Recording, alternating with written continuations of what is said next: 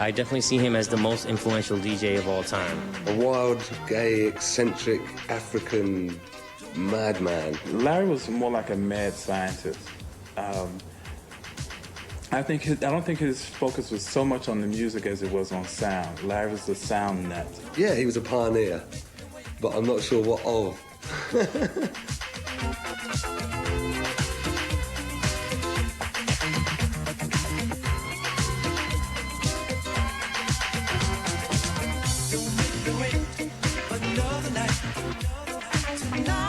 DJs didn't become famous themselves until Larry.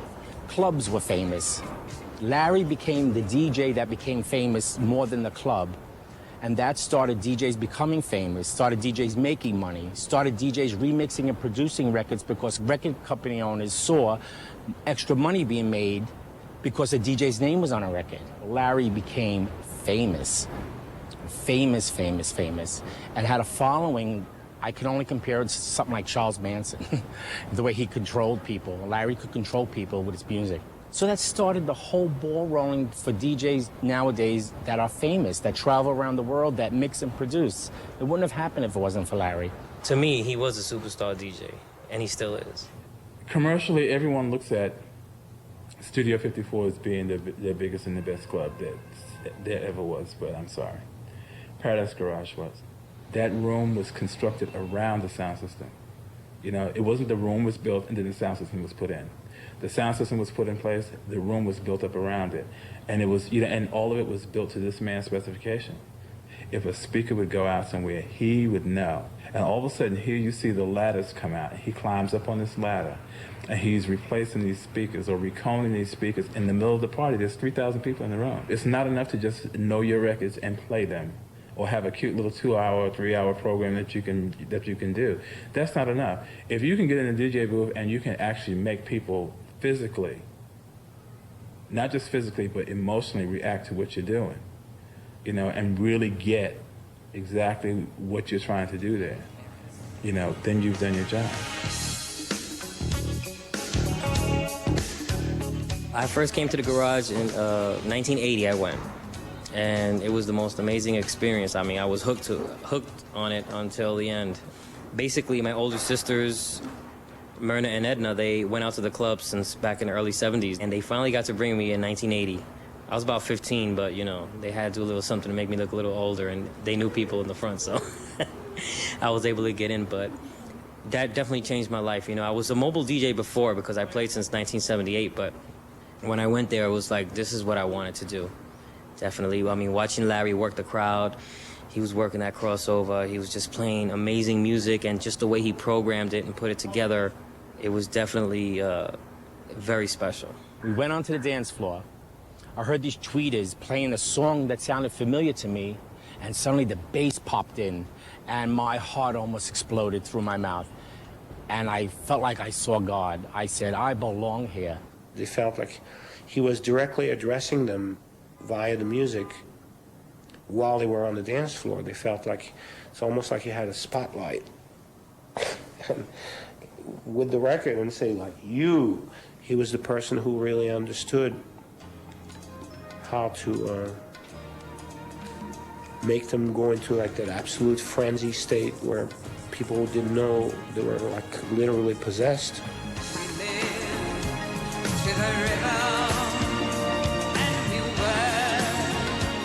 That door over there, that got broken down during a riot for Grace Jones.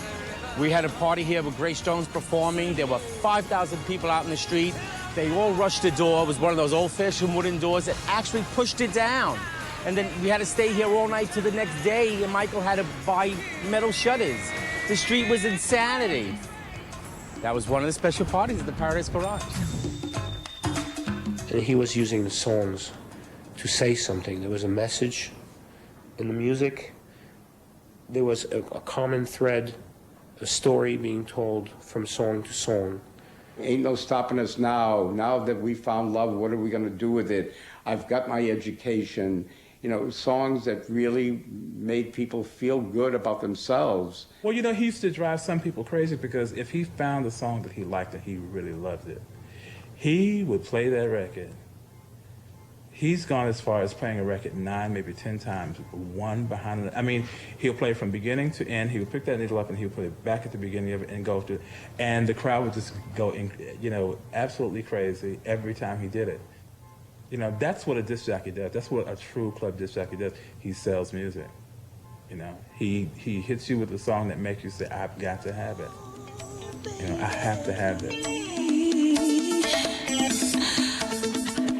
He set the tone for the whole remix game that we're all doing now, which is the reason why he actually set the tone for DJ culture. He really did.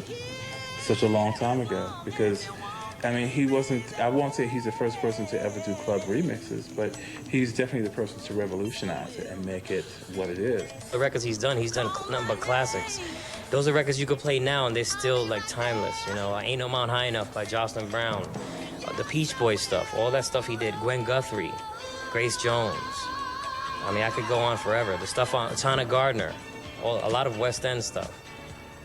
As any artist, he had his moods, and he threw many people out of the DJ booth, but he also was a very kind and giving person.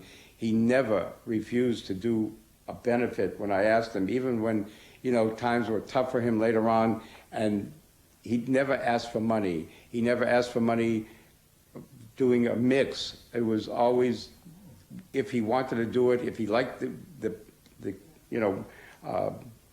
particular song, whatever, he would do it. Larry made lots and lots of money and spend lots and lots of money.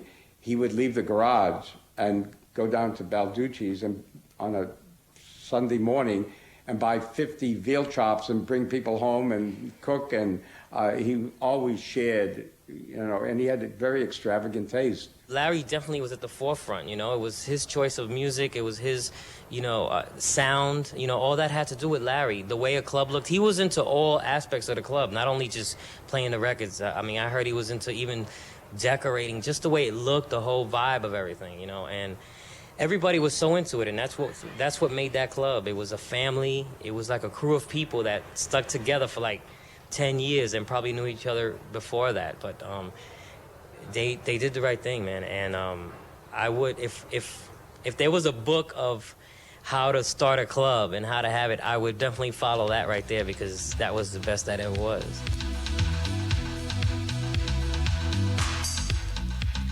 Love is burned deep inside.